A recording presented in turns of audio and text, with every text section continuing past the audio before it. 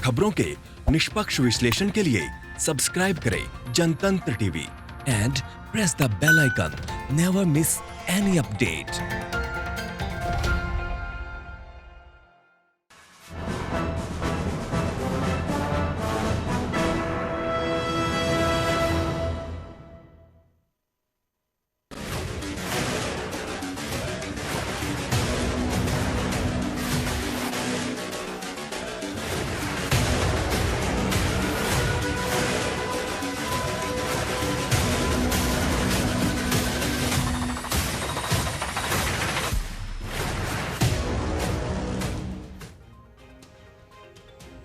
नमस्कार, आज का मुद्दा देख रहा मेरे साथ मैं हूं शंकर दत्त पंत। राजस्थान में जारी सियासी घमासान के बीच सचिन पायलट को एक बार फिर से पार्टी में लौटने का पैगाम दिया गया है, लेकिन सीएम गहलोत के तेवर बेहद तल्ख हो गए हैं, जो सचिन पायलट को सरकार गिराने का जिम्मेदार ठहरा रहे हैं।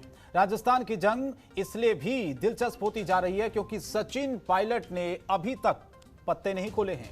भले ही वो बीजेपी में जाने के लिए मना कर रहे हैं, लेकिन उनका अगला कदम क्या होगा यह भी देखने वाली बात होगी। लेकिन राजस्थान में कांग्रेस के मौजूदा सियासी संकट ने करीब 6 दशक पुरानी ऐसी ही एक कहानी को फिर ताजा कर दिया है। उस समय मुख्यमंत्री थे जय नारायण व्यास। उन्होंने भी मुख्यमंत्री रहते हुए कई सियासी संकट झेले थे, वो भी एक युवा विधायक की वजह से। ऐसा ही कुछ अब लग रहा है इस पूरी कहानी में।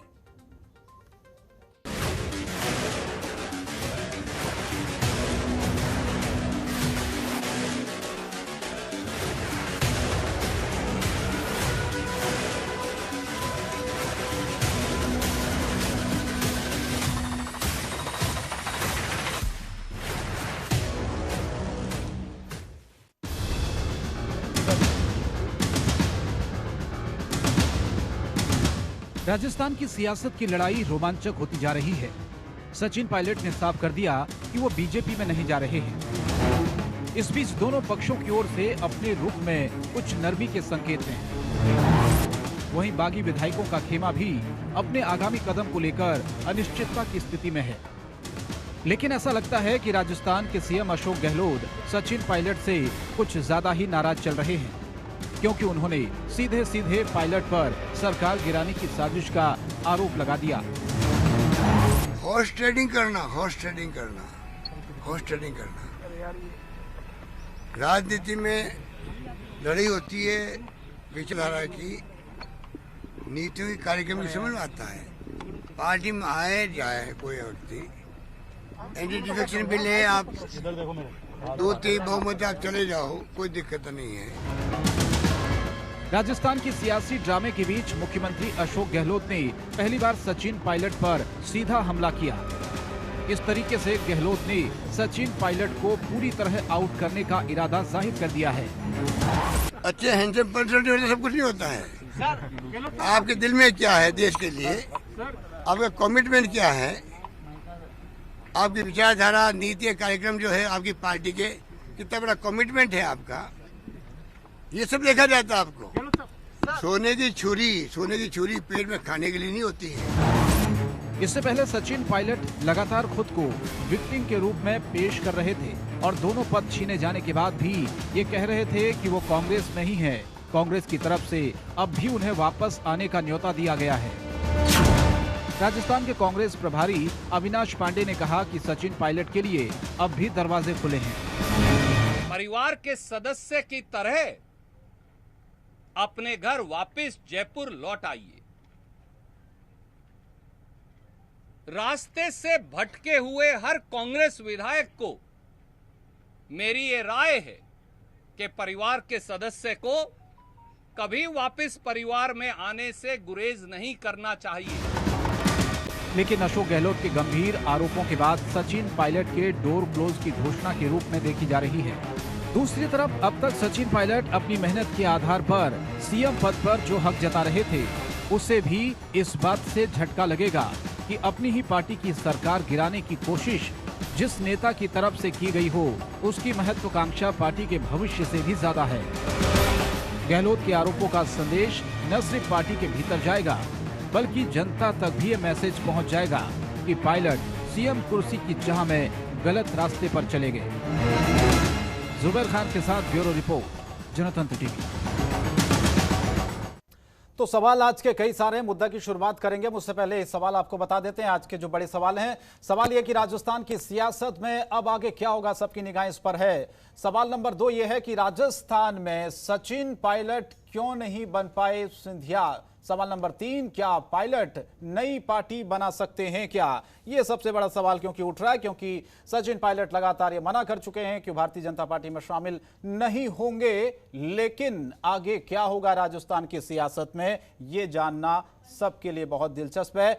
आगे देखना होगा कि राजस्थान की सियासत किस करवट बैठती है। 4 खास मेहमान मेरे साथ जुड़ चुके हैं इस वक्त। इस चर्चा की शुरुआत मैं आगे करता हूं, क्योंकि चर्चा हम आज इस बात को लेकर करेंगे कि आखिर किस तरह से आने वाले वक्त में राजस्थान की सियासत को देखा जाएगा। सचिन पायलट का अगला कदम क्या होगा। 4 मेहमान जुड़ चुके हैं, परिचय करा देता हूं आपका। दीपक झा जी कांग्रेस पार्टी से जुड़ चुके हैं। पंकज मीणा भारतीय जनता पार्टी से जुड़ चुके हैं। डॉक्टर सुनील कौशिक जी मेरे साथ स्टूडियो में है, राजनीतिक विश्लेषक हैं, बहुत स्वागत आपका। राहुल लाल जी राजनीतिक विश्लेषक हैं, हमारे साथ जुड़ चुके हैं। आप चारों मेहमानों का बहुत बहुत स्वागत है। सबसे पहला कमेंट आप ही से पंकज मीणा जी मैं चाहूंगा, क्योंकि कांग्रेस पार्टी से हम लगातार सवाल पूछ रहे हैं। मेरा सवाल आपसे है कि सचिन पायलट क्या भारतीय जनता पार्टी को इतने भारे हैं क्या। सवाल इसलिए मैं पूछ रहा हूं क्योंकि सचिन पायलट खेमे के जो विधायक हैं वो जब ट्वीट कर रहे हैं तो आपके जो नेता है उस ट्वीट को रीट्वीट कर रहे हैं, यानी कि उसमें दिलचस्पी ले रहे हैं। वो क्यों हो रहा है ये। आप एक तरफ कहते हैं कि ये कांग्रेस पार्टी का अंदर का झगड़ा है, इसमें हमें नहीं पड़ना चाहिए, फिर आप लोग क्यों इतनी दिलचस्पी दिखा रहे हैं इस पूरे खेल में। देखिए, इसको समझने के लिए पिछले 19 महीने का पूरा पीरियड को एक बार हमको थोड़ा सा जानने की आवश्यकता है। आपने जब नवंबर 18 के अंदर सरकार में आप आए, आपने सरकार में आने से पहले आपने जो जनता के से वादे किए, आपने कहा कि किसानों का लोन माफ करेंगे, आपने कहा कि राजस्थान के प्रत्येक युवा को हम बेरोजगारी भत्ता देंगे, और इसके अलावा तमाम आपने अपना एक रोड मैप चुनाव में जीतने से पहले आपने दिया। मेरा सवाल ये है ही नहीं पंकज मीणा जी, आप चुनाव जीते। नहीं, ये मेरा सवाल है ही नहीं। मैंने आपसे सवाल सीधा पूछा है कि सचिन पायलट खेमे के समर्थक जो विधायक हैं वो ट्वीट कर रहे हैं, तो आपके नेता उसे रीट्वीट क्यों कर रहे हैं, क्यों दिलचस्पी दिखा रहे हैं उसमें। एक तरफ आप कह रहे हैं कि कांग्रेस पार्टी का अंदर का झगड़ा है। जवाब दे रहा हूं। हाँ शंकर जी, मैं आपको उसी चीज का जवाब दे रहा हूं। तो मेरा कहने का मकसद ये था कि 19 महीने के अंदर ये सरकार कहीं नजर नहीं आई और सरकार ने अराजकता मचा रखी थी, अपने वादों से मुकर गई थी और राजस्थान की जनता त्राहिमाम कर रही थी। और ऐसे में अगर कोई विधायक और खासकर उनके पीसीसी चीफ और पीसीसी चीफ के साथ में जो कांग्रेस के युवा कांग्रेस के अध्यक्ष हैं, जो सेवा दल के अध्यक्ष हैं, ऐसे तमाम बड़े नेता अगर बगावत करते हैं तो निश्चित रूप से तारीफ करने वाली बात है, ये प्रशंसा करने वाली बात है ये। और मैं आज भी आपके चैनल के माध्यम से उनको ऐसे नेताओं को सैल्यूट करता हूं जो अपनी जनता पार्टी को कोई दिलचस्पी नहीं है, ये उनकी लड़ाई है। आप लोग तो इस लड़ाई में पूरी भागीदार हैं, आप लोग तो पूरा कूदे में इस लड़ाई में। मैं देख रहा हूं विश्वेंद्र सिंह ने ट्वीट किया, रमेश मीणा ने जब ट्वीट किया, हेमाराम चौधरी ने ट्वीट किया, तो आप देखिए आपके नेता किस तरह से, दिया कुमारी है, राजेंद्र राठौर है, गजेंद्र शेखावत, इनके आप ट्वीट देखिए जरा, उनके ट्वीट को किस तरह से रीट्वीट किया गया है। मेरा तो सवाल यही है ना आपसे, आप क्यों दिलचस्पी इसमें ले रहे हैं जब आप कह रहे हैं कि आपको इस पूरी लड़ाई से कोई मतलब नहीं है। तो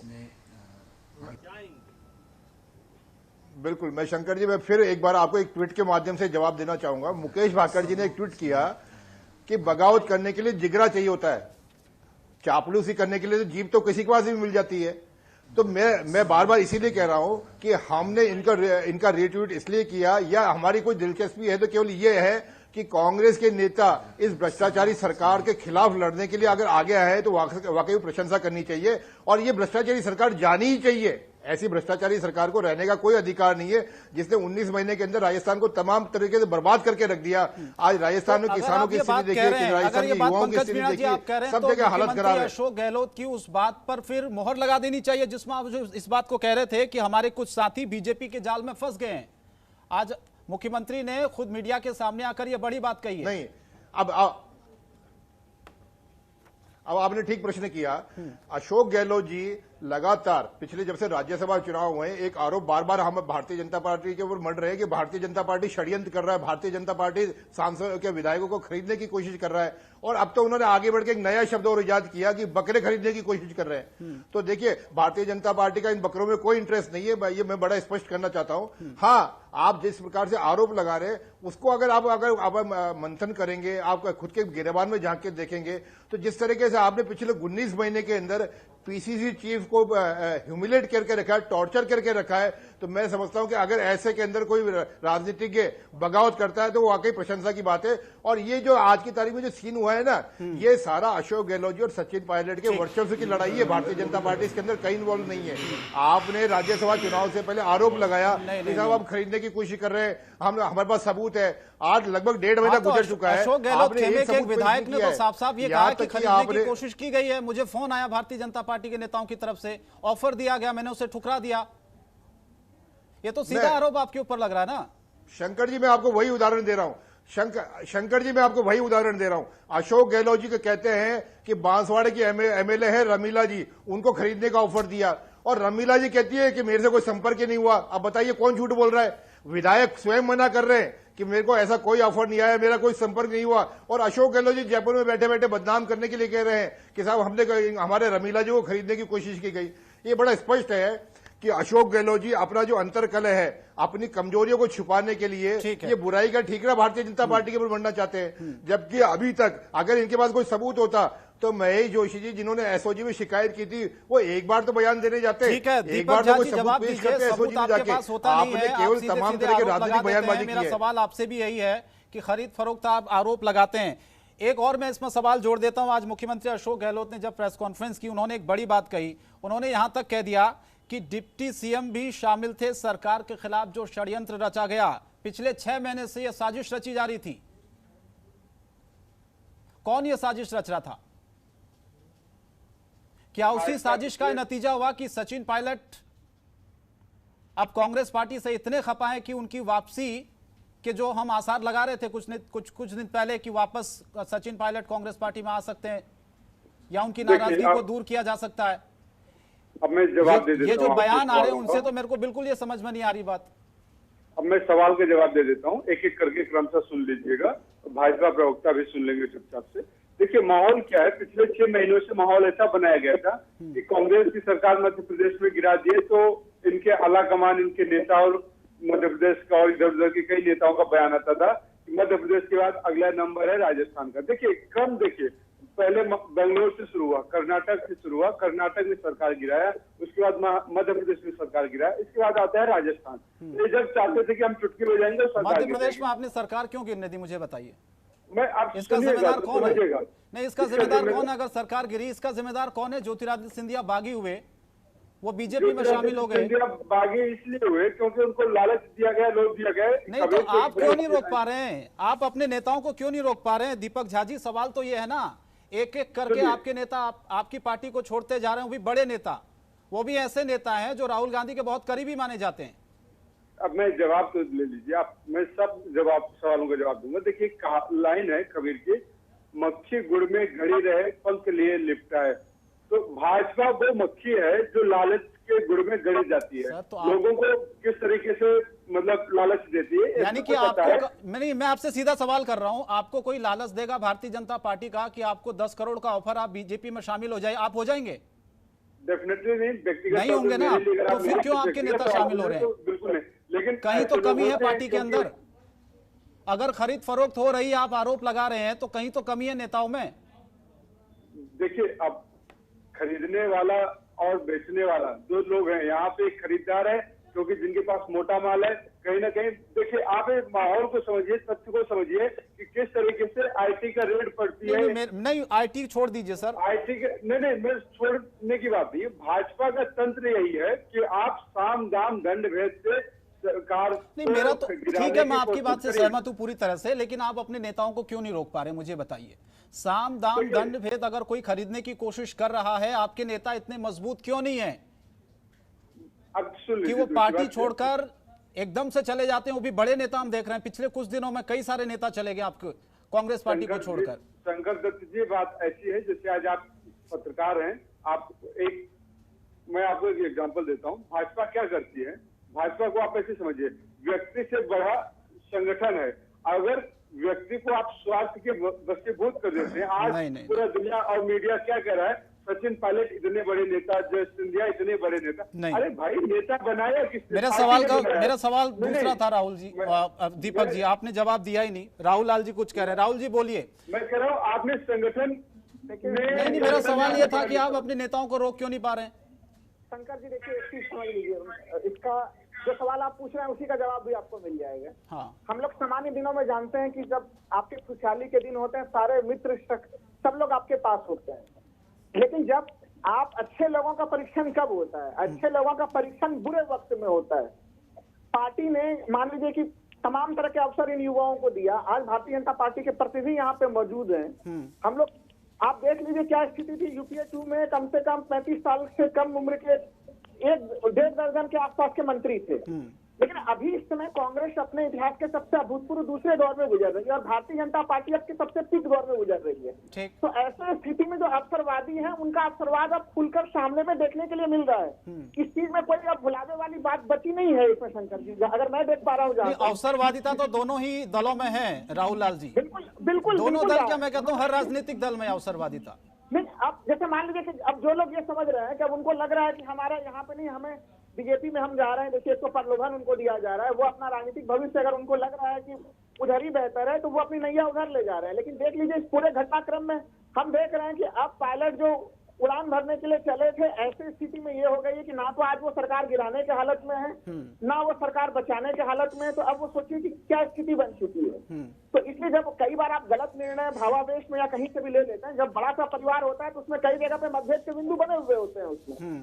लेकिन भारतीय जनता पार्टी उन मतभेद के बिंदुओं का प्रयोग कर रही है सत्ता के इस्तेमाल को अपने क्षेत्राधिकार को बढ़ाने के लिए। क्योंकि देखिए उनको कांग्रेस मुक्त एक तरह से भारत का उन्होंने नारा दिया था, तो वो हर स्तर पे कांग्रेस के या विपक्षी सरकारों को गिराने का पूरा प्रयास कर रहे हैं। आज हम लोग तो मेरा सवाल यही है राहुल लाल जी, कांग्रेस डगमगा क्यों जाती है ऐसे वक्त में जब उसको पता है कि साजिश हो रही है उसके खिलाफ? उनके नेताओं को भी पता है, और ऐसे वक्त में जब राज्य भर राज्य आप हार रहे हैं और लगातार कांग्रेस पार्टी के बड़े नेता कांग्रेस को छोड़ रहे हैं, तो ऐसे वक्त में तो और सतर्कता बरतनी चाहिए उनको। ये तो उल्टा हो रहा है शंकर जी। होता क्या है कि जब भी आपकी स्थितियां विपरीत होती हैं उस समय लोग निकलेंगे आपसे। आपको ये संकट की स्थिति में आप पहचान कर सकते हैं कौन आपका ओरिजिनल है, कौन आपका डुप्लीकेट है। ठीक।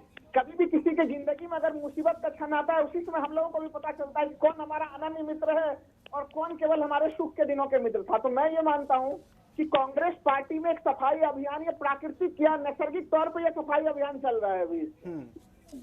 ये हमें पूरा तरह से लग रहा है। लेकिन एक चीज और, जो भारतीय जनता पार्टी के प्रतिनिधि हैं यहाँ पे, मैं उनसे एक चीज ये भी कहूंगा कि देखिए 2003 में अटल बिहारी वाजपेयी जी ने एक तरह से, चूंकि जो एंटी डिफेक्शन लॉ था उसमें उसको काफी मजबूत किया था और उस समय के परिस्थितियों के अनुसार वो काफी प्रासंगिक था जी। अभी भी केंद्र में एक प्रचंड बहुमत की सरकार है, उनसे अपेक्षा है कि इस समय जो इस्तीफे वाली राजनीति हो रही है उसके लिए भी उस गैप को उस एंटी डिफेक्शन लॉ में भरा जाए और 91 संविधान संशोधन को फिर से जो है उसको दुरुस्त किया जाए, उसको संशोधित करके उसको साफ और स्पष्ट किया जाए।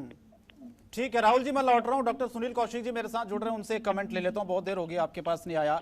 सुनील कौशिक जी, इस पूरे घटनाक्रम को आप किस तरीके से देख रहे हैं? पहला सीधा सवाल मेरा ये है। दूसरा सवाल मेरा ये है कि सचिन पायलट बताया जा रहा था कि प्रेस कॉन्फ्रेंस करने वाले हैं, लेकिन उन्होंने प्रेस कॉन्फ्रेंस को टाल दिया है। अभी बताए जा रहे हैं सचिन पायलट पूरी तरह से खामोश है।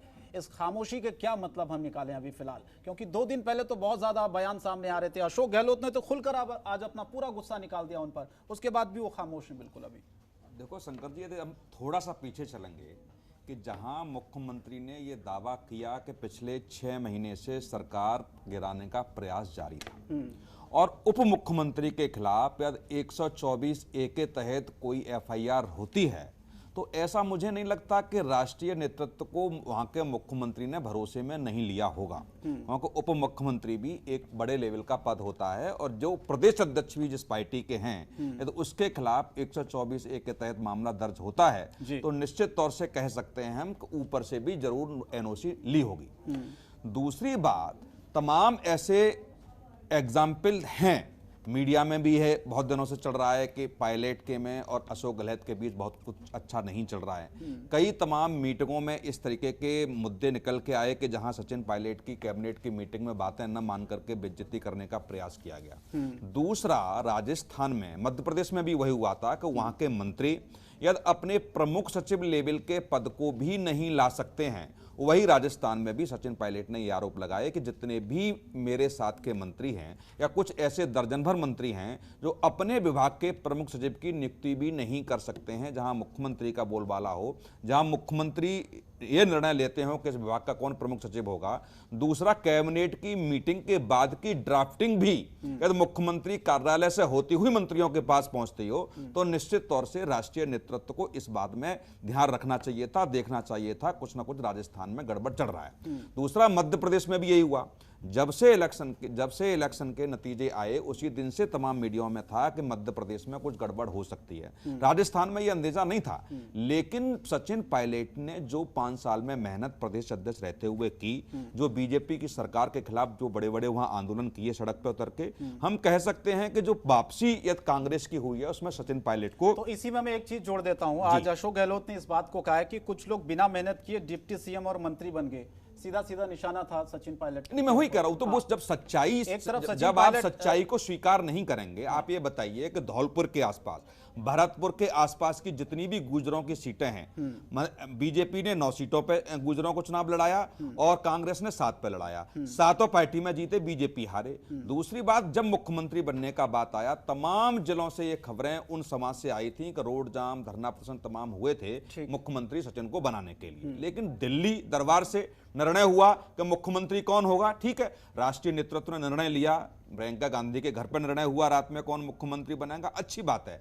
लेकिन उसके बाद भी यदि दोनों के बीच सामंजस्य नहीं बैठ पा रहा है, कई मुद्दों पे दोनों के बीच टकराव आ रहा है, तो ये राष्ट्रीय नेतृत्व को देखना चाहिए था कि कहीं न कहीं बीच में ऐसी स्थिति निकाली जाए कि उस मामले को खत्म किया जाए। और दूसरा, उप मुख्यमंत्री के खिलाफ फिर मैं कहूंगा यह देशद्रोह का मुकदमा लगे। 124A में देशद्रोह आता है, जहां कांग्रेस ने 2019 के चुनाव में इसके खिलाफ लड़ा था कि हमारी सरकार यदि आएगी तो हम देशद्रोह के कानून को खत्म करेंगे। और वही पार्टी यदि अपने उप मुख्यमंत्री के ऊपर उसी धारा के तहत मामला दर्ज करती है और राष्ट्रीय नेतृत्व चुप रहता है। अब मामला दर्ज हुआ, उसके बाद नोटिस आया, नोटिस आने के दूसरे दिन जब ये हलचल पैदा हुई है, तो मुझे नहीं लगता कि राष्ट्रीय, जो सुरजेवाला साहब कह रहे हैं कि राष्ट्रीय नेतृत्व के सामने बात रखनी चाहिए थी, घर के सामने बात रखनी चाहिए थी, सारे लोग सुनेंगे, तो ऐसा मुझे नहीं लगता। क्योंकि पिछले 20 साल से हम देख रहे हैं कि छोटी छोटी चीजें पे भी पार्टी निर्णय लेती है और जहां उप मुख्यमंत्री के खिलाफ ऐसा मामला बने।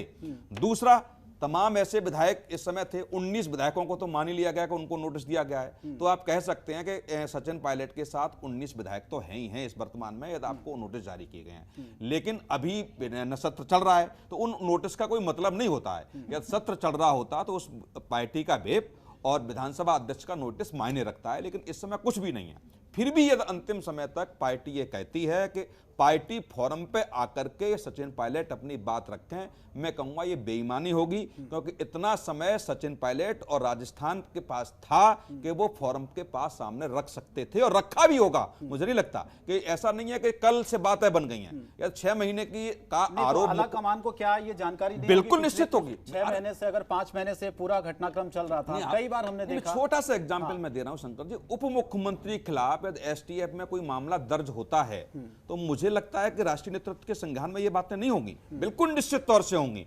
और यदि राष्ट्रीय नेतृत्व को धोखे में रख करके यदि वहां के मुख्यमंत्री ने यह निर्णय लिया है कि उप मुख्यमंत्री के खिलाफ मुकदमा दर्ज होता है देशद्रोह का, तो निश्चित तौर से फिर मैं कहूंगा दोनों बातें, ये भी गंभीर मामला है, ये भी राष्ट्रीय नेतृत्व को सोचना पड़ेगा कि यदि हमें बिना भरोसे में लिए निर्णय लिया है तो भी गलत है, और निर्णय यदि राष्ट्रीय नेतृत्व के संज्ञान में लेकर के लिया है तो यह लोकतांत्रिक तरीके का गला घोटने की बात। ब्रेक के बाद स्वागत है आपका। 4 खास मेहमान लगातार मेरे साथ बने हुए हैं, दीपक झा जी, पंकज मीणा जी, डॉक्टर सुनील कौशिक और राहुल लाल जी, राजनीतिक विशेषज्ञ। आप चारों मेहमानों का एक बार फिर से स्वागत है। चर्चा को आगे बढ़ाते हैं। दीपक झा जी, मैं आप ही के पास आता हूं।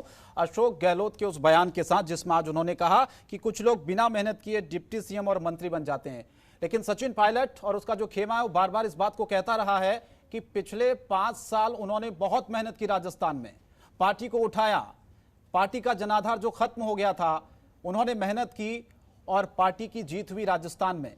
फिर आज आपको यह क्यों लगने लगा है कि कुछ मेहनत किए बिना आपने सचिन पायलट को 2-2 पद दे दिए, क्यों लगा आज?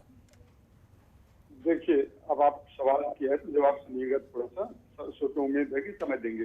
बात ये नहीं है कि किसने मेहनत किया, बात ये नहीं कि किसको क्या फल मिला, क्या पद मिला। देखिए समस्या क्या है, भाजपा और कुछ वर्ग एक ऐसा, इनको सचिन पायलट के साथ इतनी सिंपैथी जता रहे हैं कि देखो जो सचिन पायलट तुम्हारे बड़े महान नेता हैं, सचिन पायलट ने एक कर दिया। सचिन पायलट, बात ये होती है सचिन पायलट ने कांग्रेस पार्टी के बैनर के अंदर काम किया है।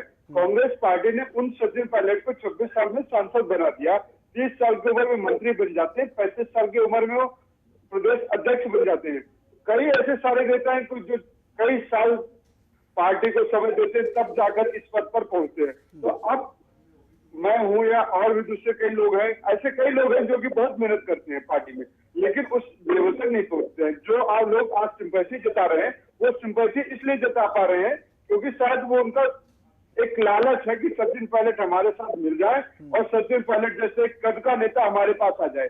बात है नहीं, कांग्रेस शहीदों की पार्टी रही है, कांग्रेस ने स्वतंत्रता के समय से देश की आजादी में योगदान दिया है। तो कांग्रेस पार्टी के अगर नेता दूसरी तरफ जाते तो कांग्रेस पार्टी ठीक है, उनका एक लोभ हो सकता है, लालच हो सकता है। सचिन पायलट तो कह चुके हैं कि वो बीजेपी में नहीं जा रहे हैं, तो फिर तो ये सवाल ही खत्म हो जाता है। दीपक जी बड़ी अच्छी बात है, तो वेट एंड वॉच करिए। कांग्रेस पार्टी ने अभी उनको निकाला नहीं है, कांग्रेस पार्टी ने उनको पद से इसलिए हटाया है क्योंकि कांग्रेस पार्टी जब आपकी मीटिंग बुला रही है और जब कांग्रेस पार्टी का प्रदेश अध्यक्ष उस मीटिंग में नहीं आएगा तो जायज सी बात बनती है कि जो पार्टी अध्यक्ष है वो पार्टी गुटबाजी करेगा तो कोई दूसरा पार्टी एक्टिव बनेगा और अच्छा, पार्टी की मीटिंग आप कह रहे हैं कि सचिन पायलट को अभी पार्टी से निकाला नहीं है। मेरा आपसे सवाल है, अगर सचिन पायलट वापसी करते हैं दोबारा से, क्या उनको पद मिलेगा, क्या वो सम्मान मिलेगा, इसकी क्या गारंटी है? कांग्रेस पार्टी अपने बूथ कार्यकर्ताओं को भी सम्मान देती है, तो सचिन पायलट तो बड़े नेता हैं। तो कह रहे हैं 5 साल में जो सम्मान मिलना चाहिए तो मिला नहीं उन्हें।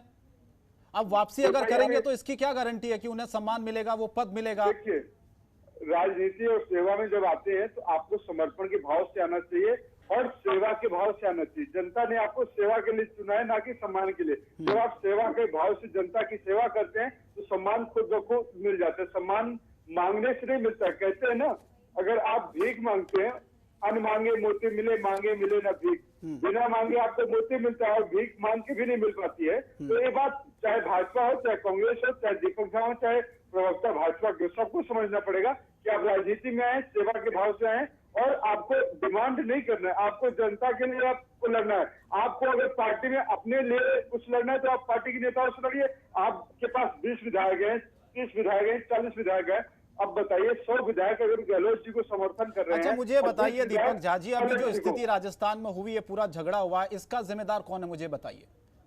देखिए इसका जिम्मेदार कौन है, इसका जिम्मेदार सबको पता है कि दिल्ली में कुछ लोग बैठे हुए हैं सत्ता पर, शीर्ष पर। उनको देश का विकास, देश का लोकतंत्र की चिंता नहीं है। उनको भाजपा की कुर्सियां, भाजपा के मुख्यमंत्री के चेहरे बढ़ाने हैं। क्योंकि देखिए मध्य प्रदेश में महाभ्रष्टाचारी शिवराज सिंह को व्यापक के ऊपर कार्रवाई न करके उनको मुख्यमंत्री बना देते हैं। कर्नाटक में आप देखिए महाभ्रष्टाचारी बीएस येदियुरप्पा को आप मुख्यमंत्री बना देते हैं।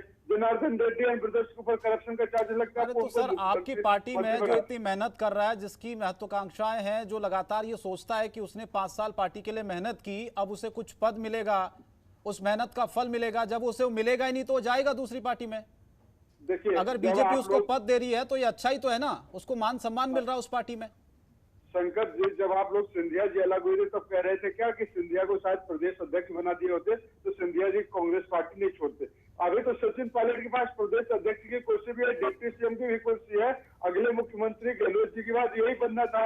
ये भी पता है कि सबसे बड़े नेता राजस्थान में यही है गहलोत के बाद। लेकिन गहलोत जी की 40 साल की मेहनत है और आपकी 16 साल की मेहनत है। गहलोत, जो लोग आज गहलोत को बुजुर्ग बता रहे हैं, मोदी जी की उम्र 69 ही है, तो क्या मोदी जी को प्राइम मिनिस्टरशिप से हटा दें? और दूसरा सवाल मैं करता हूं, अमित शाह ने बहुत मेहनत किया, उत्तर प्रदेश में 60 सीटें जीत के लाए, 70 सीटें जीत के लाए। कल अमित शाह कहें कि मैं भारत का प्रधानमंत्री बनूंगा, मोदी जी गद्दी छोड़ो, तो क्या फिर भाजपा गद्दी पे बैठाएगी अमित शाह को? तो ये लोकतांत्रिक सवाल होते हैं। इस लोकतंत्र में ऐसे सवाल नहीं करने चाहिए, न भाजपा को, न भाजपा के नेताओं को, न कांग्रेस को। भाजपा से अपनी संभाली नहीं जा रही है। देश के बेरोजगारी पे बात नहीं करेंगे, कोरोना महामारी पे बात नहीं करेंगे, पूर्वी राज्यों में बाढ़ आई हुई है। इनको सचिन पायलट इतने प्यारे लग रहे हैं, इनके नेताओं की जवाब दीजिए पंकज मीणा जी, सचिन पायलट इतने क्यों भा रहे हैं आपको? मेरा सवाल वही था शुरुआत में कि उनके जो नेता हैं, उनके समर्थक जो हैं, समर्थक विधायक, वो ट्वीट कर रहे हैं तो आपके नेता रिट्वीट कर रहे हैं। दीपक झा जी भी यही बोल रहे हैं कि सचिन पायलट पर आपकी नजर है पूरी तरह से। क्यों भा रहे हैं आपको इतने सचिन पायलट? देखिए, अभी पूरी डिबेट के अंदर शंकर जी, पूरी डिबेट के अंदर बार बार एक सवाल उठ के आ रहा है कि कांग्रेस के नेता क्यों छोड़ के जा रहे हैं या सचिन पायलट जैसे नेता क्यों छोड़ के जा रहे हैं। तो मुझे कमोबेश है कि एक छोटी सी बात याद आई। शंकर जी, मैं ग्रामीण पृष्ठभूमि का आदमी हूं और ग्रामीण लोग एक जुमला बोलते हैं कि छोरा में लखन होता तो लोगाई की छोड़ भागती। तो बड़ा सीधी सी बात है, कांग्रेस के नेतृत्व के अंदर कई क्षमता होती, लीडरशिप क्षमता होती, निर्णय क्षमता होती। तो जिस प्रकार से कांग्रेस के नेता छोड़ के भाग रहे ना, ये कतई नहीं होता। आज अगर सचिन पायलट का मामला देखा जाए, देखिए एज ए पॉलिटिशियन मैं बड़ी स्पष्ट बात कहता हूँ कि सचिन पायलट ने मेहनत की, इसमें कोई दो राय नहीं है। दीपक जी, शोर करने से आपकी बात साबित नहीं होगी। आपकी इस प्रकार से शोर करने से आपकी बात को सच साबित नहीं होगी। आज की तारीख में आपका लीडरशिप फेल है। आप इस बात को स्वीकार करेंगे कि आपका केंद्रीय लीडरशिप बिल्कुल टोटली फेल है। आपका निर्णय क्षमता बिल्कुल खत्म हो चुकी है और यही कारण है कि आपके राजनेता छोड़ के भाग रहे हैं। आप ये देखिए, अभी मध्य प्रदेश में जो कार्यकर्ताओं ने आपके झंडे कार्यकर्ताओं ने आपके डंडे उनको तो हमने अभी शंकर जी, इस प्रकार से शोर करने से डिबेट नहीं कर सकते। आप इतनी सी बात का जवाब दे दीजिए, पीसीसी चीफ के ऊपर, क्या प्रदेश अध्यक्ष कांग्रेस के ऊपर क्या राजद्रोह का आरोप कैसे लग सकता है? और राजद्रोह का आरोप लगा होगा तो क्या केंद्र ने उसमें सहमति नहीं दी होगी? क्या राहुल गांधी जी, प्रियंका गांधी जी, सोनिया गांधी की इस बात में सहमति नहीं होगी कि आप सचिन पायलट के ऊपर राजद्रोह का केस लगाते हैं? ये कोई सामान्य बात होती है? एक प्रदेश अध्यक्ष के ऊपर आप राजद्रोह का केस लगाते हैं, ये कोई सामान्य बात नहीं है। और ये तो तब है जब लगातार सरकार के ऊपर ये प्रश्न उठा रहे हैं। आप अपनी कमजोरी छुपाना चाहते हैं, आप अपनी कमजोरी छुपाना चाहते हैं, इसके अलावा कुछ भी नहीं है। आप ये देखिए, समय समय पर सचिन पायलट जी ने आपकी कमजोरी को उजागर किया है। जहां जहां राज्य सरकार फेल होती नजर आई, वहां सचिन पायलट जी ने प्रश्न खड़ा किया। आप याद करिए कोटा का मामला, कोटा में जब मासूम बालक मर रहे थे बीमारी से, जब सचिन पायलट जी ने वहां जाके बोला, उनका बयान याद करिए, उन्होंने कहा कि जनता ने हमको वोट दिया अच्छे के लिए, परंतु आज हम मासूमों की जिंदगी नहीं बचा पा रहे। छोड़ दीजिए, वो तो हमने देखा क्योंकि उनको महसूस हो रहा था कि सरकार फेल हो रही है। पंकज मेड़ा जी, इंसेफ्लाइटिस फिर मैं उदाहरण आपको दूंगा, कितना अरे मैं बिल्कुल सही। शंकर जी, इसको छोड़ दीजिए, आज इसको छोड़ दीजिए। राहुल लाल जी बोलिए।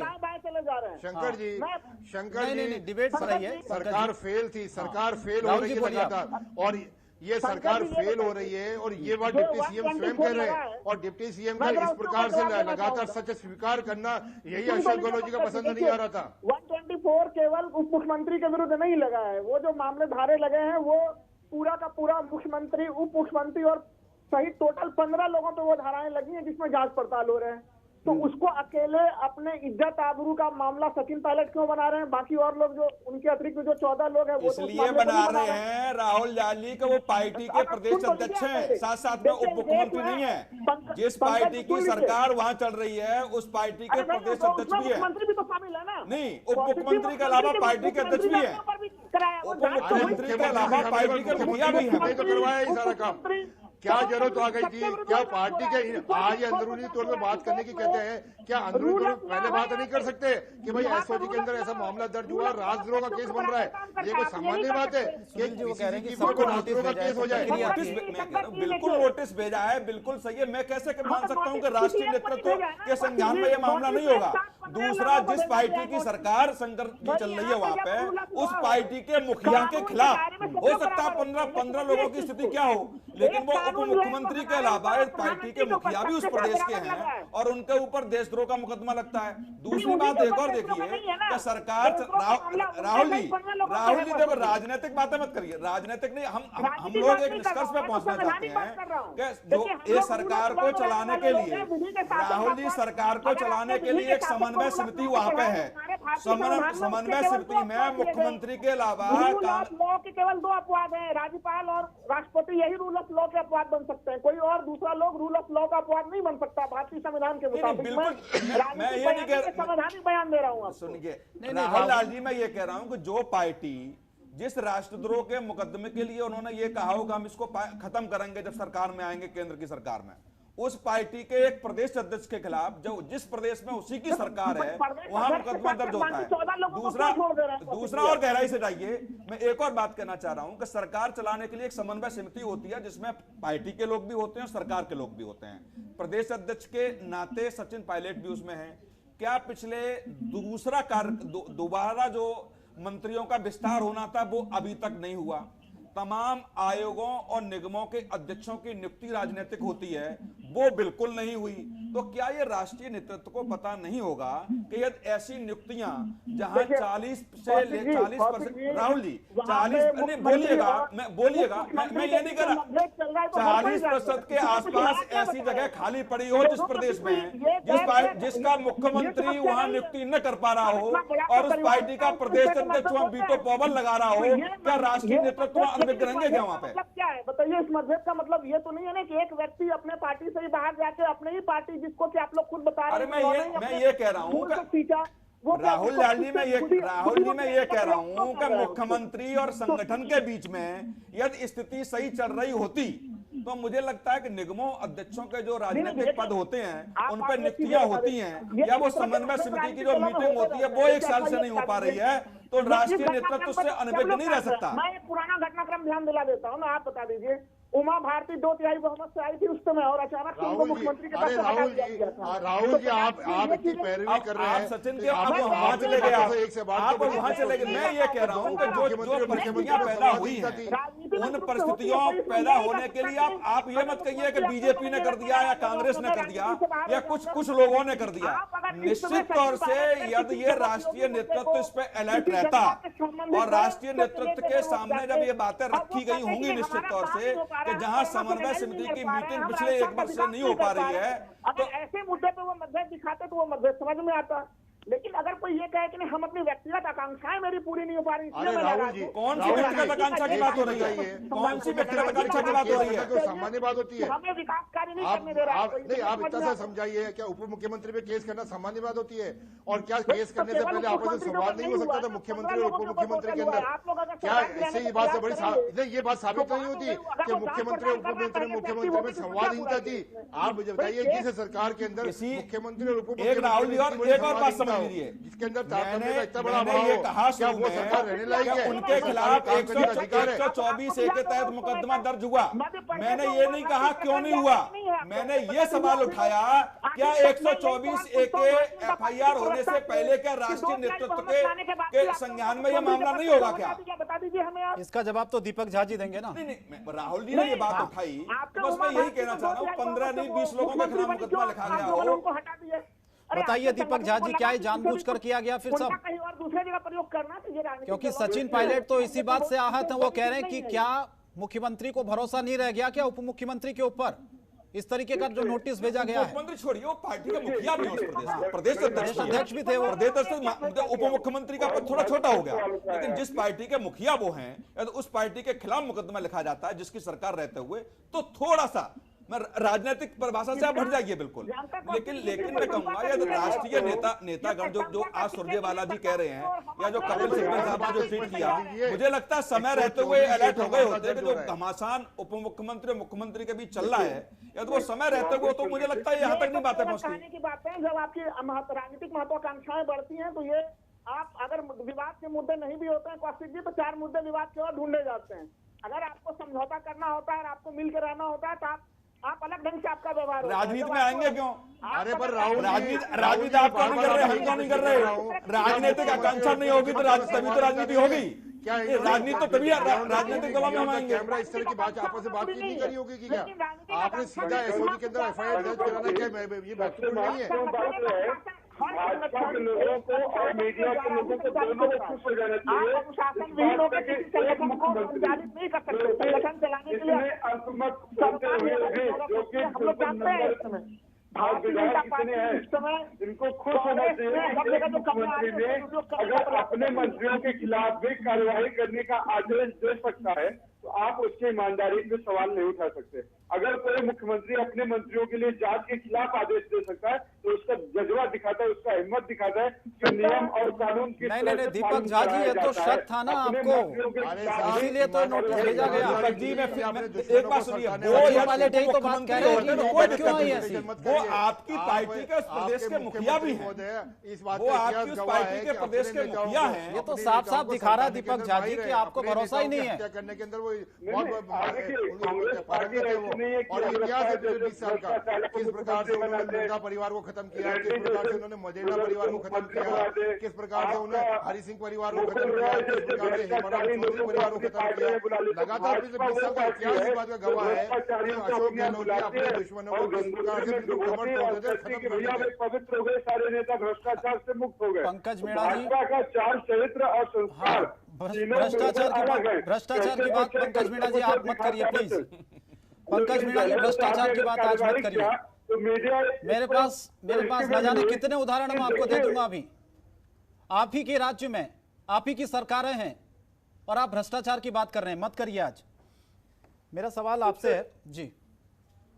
शंकर जी, मैंने वही कहा पार्टी का कि यदि हम राजनीतिक 5,000 करोड़ के आरोप के अंदर जमानत पर छूटा हुआ वो लोग अगर भ्रष्टाचार की आज दुहाई देते तो ये उनके मुंह से शोभा नहीं देती। आज याद करें चली जाएगी गांधी जी 2 लाख के मुद्दे पर जमानत क्यों पड़े, उनके 5,000 करोड़ का जमानत का देखा जाए तो तमाम तरीके ऐसी राष्ट्रीय इस पार्टी को ये भ्रष्टाचार का कोई अधिकार नहीं है। आज अभी भूल गए थे आप के अंदर किस प्रकार के जाना ही नहीं सर, आज वो विषय नहीं है मेरा। ऐसे लंबे भ्रष्टाचार केस हुए, वो विषय ही नहीं। आज लोगों को पढ़ने के अंदर नहीं जाता। क्या किया है देश के लिए, समझिए। पंकज पूरी जो हम डिबेट कर रहे हैं, तो पूरी डिबेट में सिर्फ ये निकल के आया, देखा आपने तमाम ऐसे मुद्दों पे तो चर्चा हो रही है। कांग्रेस बीजेपी पे आरोप लगा रही है और बीजेपी कांग्रेस पे आरोप लगा रही है, लेकिन वास्तव में जो जिस जड़ में जाने का प्रयास कोई नहीं कर रहा।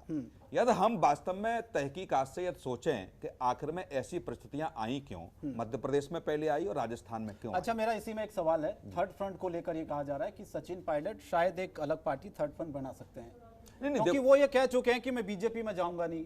कांग्रेस में वापसी के संकेत क्या है क्या नहीं है मुझे तो समझ में नहीं आ रहा, क्योंकि आज कहा ही जा रहा कि आलाकमान की तरफ से जब मुख्यमंत्री अशोक गहलोत ने बहुत सारे आज आरोप लगाए, पहली बार मैंने देखा आज सीएम गहलोत को इतने आक्रामक वो नजर आए, इतने हमलावर अमूमन नहीं होते हैं किसी पर, तो ये गुस्सा उनका दिखाता है जाहिर तौर पर। उसके बाद ये कहा गया कि आलाकमान नाराज है, कहा गया कि उनको इस तरीके के बयान देने से, सार्वजनिक बयान जो दे रहे हैं वो सचिन पायलट के खिलाफ, उससे थोड़ा सा बचें। सवाल ये है कि ये क्या संकेत है। दूसरा सवाल मेरा ये है कि थर्ड फ्रंट की अगर बात आती है तो राजस्थान में क्या वजूद आप देख रहे हैं इस थर्ड फ्रंट का? देखो, तीसरा यदि मोर्चा बनता है, कोई राजनीतिक दल का गठन होता है, तो मैं व्यक्तिगत तौर से अपने अनुभव की बात करूं तो उसमें सचिन पायलट को फायदा है। बीजेपी में जाने से बिल्कुल फायदा इसलिए नहीं होगा कि जब आपने मध्य प्रदेश में ये भी देखा होगा कि जब सिंधिया आए बीजेपी में और उसके बाद 10-15 दिन की स्थिति क्या चली, क्या घमासान चला, और बहुत ज्यादा बेनिफिट यदि हम सिंधिया को कहें मध्य प्रदेश में वो मिलने वाला नहीं है। राजस्थान में यदि सचिन पायलट कोई तीसरा मोर्चा बनाते हैं और मोर्चा बनाने के बाद यदि स्थिति संभलती है, ठीक से होती है, तो 2 ऑप्शन होंगे उनके सामने। एक तो बीजेपी बाहर से समर्थन देकर के सरकार बनवा सकती है, दूसरा यदि ऐसा भी न हो तो अगली बार जब चुनाव में आएंगे या चुनाव होता है तो मुझे लगता है कि कांग्रेस के अधिक लोग अपनी तरफ लाने का जो प्रयास उनका सचिन पायलट का होगा, या मैं कहूं कांग्रेस को तीसरा मोर्चा बनाने के बाद अधिक डैमेज कर सकते हैं। क्योंकि जो आरोप कांग्रेस बार बार ये लगाने का जो प्रयास कर रही है कि आप बीजेपी में जा रहे हैं, बीजेपी में जा रहे हैं, बीजेपी के इशारों से काम कर रहे हैं, तो कांग्रेस के जो लोग हैं या जो लोग समर्थक लोग हैं वो इससे आहत तो है निश्चित तौर से कि हो सकता है कांग्रेस के सारे से ये सब कुछ चल रहा हो, लेकिन यदि किसी व्यक्ति की नहीं चल पा रही है और किसी व्यक्ति के खिलाफ या षड्यंत्र उस पार्टी में रचा जा रहा है और तीसरा मोर्चा वो बनाता है, तो निश्चित तौर से हम कह सकते हैं कि वो सचिन पायलट के लिए फायदे का सौदा होगा। आप क्या मानते हैं राहुल लाल जी, थर्ड फ्रंट अगर बनता है, सचिन पायलट इसे बनाते हैं, तो क्योंकि पूर्वी राजस्थान की अगर हम 40 सीटों पर देखें तो इसका प्रभाव पड़ सकता है, ऐसा जानकार मान रहे हैं। आप इसको क्या मानते हैं? क्योंकि भरतपुर हम देखें, अजमेर देखें, जयपुर देखें, ऐसे तमाम संभाग है जहां पर पायलट और सचिन पायलट के खासम खास जो विधायक हैं उनका बताया जाता कि इन क्षेत्रों में दबदबा है। तो जिस बात का जिक्र डॉक्टर सुनील कौशिक कर रहे हैं, ये तो फायदे का सौदा लग रहा है कि अगर थर्ड फ्रंट अगर बनाते हैं सचिन पायलट, तो फिर आप क्या मानते हैं इससे? सही होगा ये सही कदम होगा या फिर कांग्रेस पार्टी में वापसी का सही कदम होगा? देखिए, सबसे बेस्ट कदम तो है कि अगर घर वापसी हो तो सबसे बेस्ट है, लेकिन जो चीज जिसके तरफ आप इशारा कर रहे हैं, क्योंकि देखिए गुज्जर और मीना दोनों समुदाय को वोटों को उन्होंने एकत्रित करने में एक मेहनत की थी, इसमें कोई शक वाली बात नहीं है जी। लेकिन देखिए, जो राजस्थान का पूरा क्षेत्र रहा है, जिस तरह से द्विदलीय व्यवस्था के साथ वो क्षेत्र रहा है, या तो भाजपा या तो कांग्रेस, वैसे स्थिति में जब आप अचानक से कांग्रेस या बीजेपी जैसे किसी पार्टी के टैग के साथ आप नहीं होते हैं, तो फिर जनता का क्या रवैया होगा? तो उस स्थिति में अगर वो बहुत प्रयास करेंगे तो छोटा एक लघु क्षेत्रीय दल से ज्यादा का कोई विशेष महत्व नहीं होगा उनका, अभी जो समान स्थिति में दिख रहा है। सबसे बेस्ट चीज यही है, उनको जो सबसे ज्यादा मान सम्मान और इस पूरे मामले को जिस तरह से संभालने का प्रयास करना चाहिए, हमारे विचार से कांग्रेस ही उनके लिए सबसे बेस्ट है।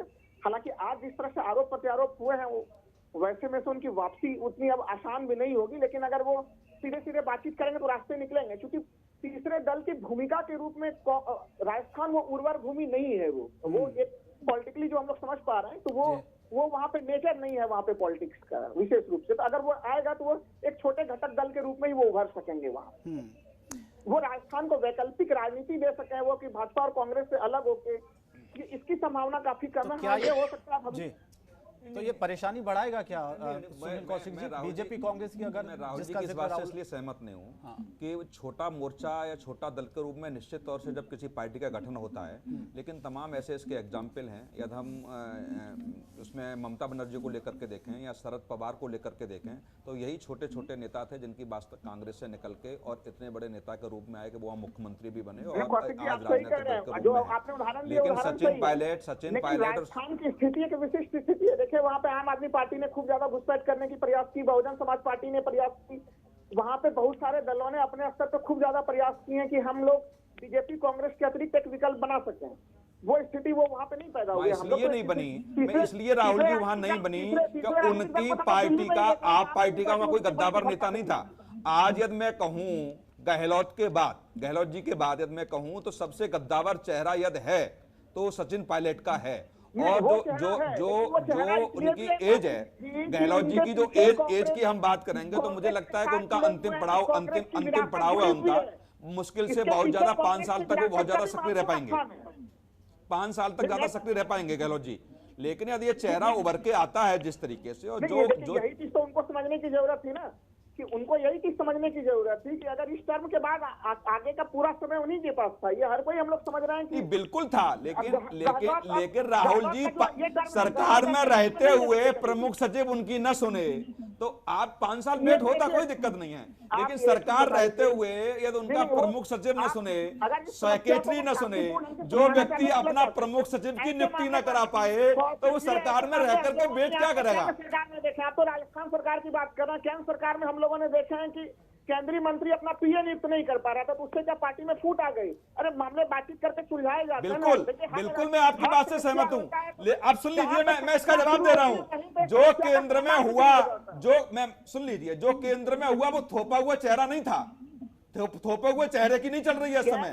जो जनता ने चुना, और राजस्थान में सचिन पायलट की जो भूमिका उन 5 सालों में रही, और सरकार वापसी का जो योगदान सचिन पायलट का रहा, उस हिसाब से नहीं चल रही है। मोदी को आप थोपा हुआ चेहरा नहीं कह सकते, जनता ने चुन के भेजा। मैं नहीं कह रहा ना, मोदी जी प्रधानमंत्री है, लेकिन मैं कह रहा हूँ भारतीय जनता पार्टी के कई वरिष्ठ नेताओं के मामले में ये चीज हम लोगों ने देखा कि उनके पीए वो खुद से नियुक्त नहीं कर पा रहे थे। मैं राहुल जी वही कह रहा हूँ कि जो लोग केंद्र सरकार में चलने नहीं दे रहे, जो लोग केंद्र सरकार में नहीं चलने दे रहे हैं, वो जनता के द्वारा इस समय के माहौल में बड़े गद्दावर नेता हैं। वक्त कम, एक आखिरी वही भूमिका सचिन पायलट की है। आखिरी कमेंट जाते जाते सुनील कौशिक जी। राहुल जी, लौट रहा हूँ आपके पास। अब क्या हो सकता है राजस्थान की सियासत में? क्या ये मनाने का जो दौर है, लगता है कि पायलट मानेंगे? देखो, सचिन पायलट मान भी जाते हैं तो मुझे लगता है उनके पास कुछ बचा नहीं। प्रदेश अध्यक्ष की नियुक्ति हो गई, उप मुख्यमंत्री का पद चला गया, तो और एसआईटी की जांच होगी, अभी उसमें एफआईआर नहीं लगी है। तो ये सचिन पायलट लौट भी आते हैं तो क्या पुनः प्रदेश अध्यक्ष बनेंगे, क्या पुनः उप मुख्यमंत्री बनेंगे? और उप मुख्यमंत्री दोबारा बना भी जाते हैं, में जवाब दीजिए। एक लाइन में वापस आते तो क्या वो पद, वो सम्मान मिलेगा? जल्दी से।